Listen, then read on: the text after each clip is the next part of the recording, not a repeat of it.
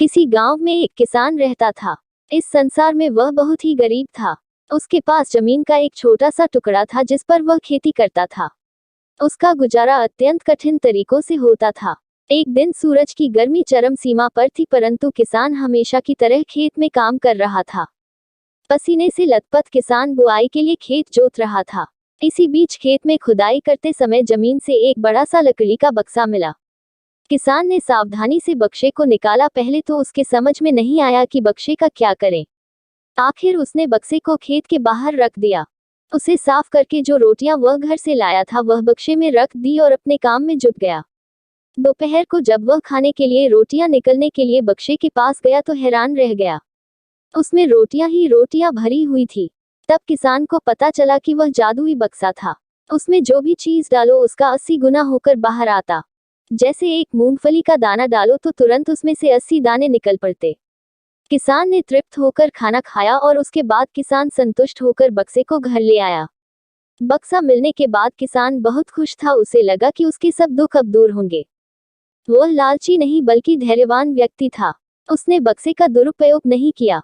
उसे जब भी किसी चीज की जरूरत होती तो बक्से से तुरंत प्राप्त कर लेता। समय गुजरने के साथ साथ उसके बक्से के बारे में गांव के जमींदार को पता लगा। जमींदार बेहद लालची था और उसे लगा कि ऐसी ही जादुई चीज पर तो उसका अधिकार होना चाहिए। उसके आदेश पर जमींदार के लठठेठ किसान को पकड़ कर ले आए। उसने किसान को धमका कर कहा, बक्सा जिस भूमि से मिला से है वह मेरी जमींदारी में आती है, इसलिए बताओ उस बक्से पर किसका अधिकार बनता है। किसान बोला, ये ठीक है हुजूर कि यह भूमि आपकी जमींदारी पर आती है, पर बक्सा जिस खेत से निकला है उस पर मैं खेती करता हूँ, अतः इस बक्से पर मेरा अधिकार बनता है। किसान गिड़गिड़ाया, लेकिन जमींदार ने बहुत धमकाया। बक्सा पाकर जमींदार बहुत खुश हुआ, मगर किसान का रो रो कर बुरा हाल था। जमींदार की अब चांदी हो गई। वह जो चाहता बक्से में डालता और उसे कई गुना पाकर खुश हो जाता। कुछ लोगों ने जादुई बक्से की खबर मंत्री जी के पास पहुंचा दी। पहले तो उसे विश्वास नहीं हुआ, फिर उसने अपने विश्वस्त सेवक को बक्से की सच्चाई परखने के लिए भेजा। वहां जो उसने बक्से का जो जादू देखा तो वह मंत्री के पास जाकर सारी सच्चाई बता दी। मंत्री ने जमींदार को बुलाया, फिर उसे डराते हुए कहा, हमें पता चला है कि तुम्हारे पास एक जादुई बक्सा है, उसे तुरंत हमारे हवाले कर दो। इसी जादुई बक्से को हाथ से निकलते हुए देखकर जमींदार की हालत खराब होने लगी। उसने मंत्री जी से बहुत विनती की, पर मंत्री नहीं माना।